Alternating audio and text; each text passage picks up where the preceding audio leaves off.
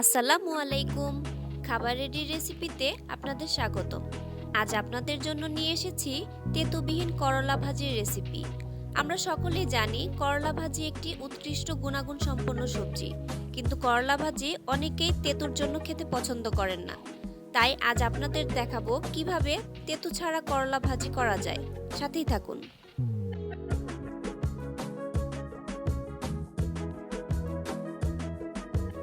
প্রথমে 7 থেকে 8টি করলা ও 2টি মাঝারি সাইজের আলু কুচি করে কেটে নিয়েছি।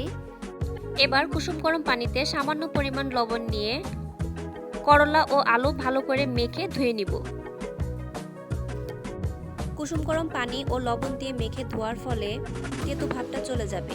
এছাড়া সাথে আলু দেওয়ার কারণে তেঁতু ভাবটা অনেকাংশেই কমে যাবে। নিয়েছি কিছু কাঁচা ও শুকনো মরিচ, নিয়েছি কিছু পেঁয়াজ কুচি। এবার একটি প্যানে পরিমাণ মতো খাবার তেল নিয়েছি।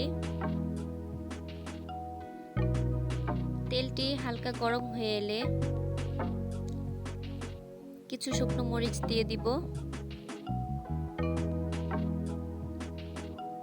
একটু নাড়াচাড়া করে নিব।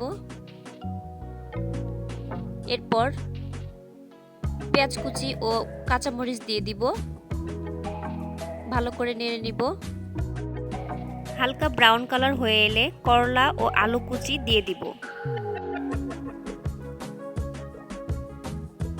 এবার সামান্য পরিমাণ লবণ দিয়ে দিব।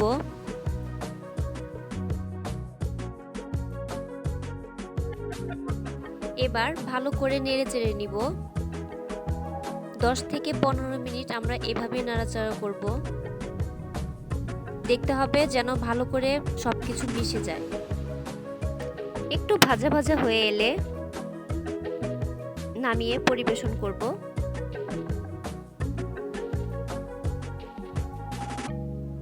ব্যাস, হয়ে গেল আমাদের তেঁতুবিহীন করলা ভাজি।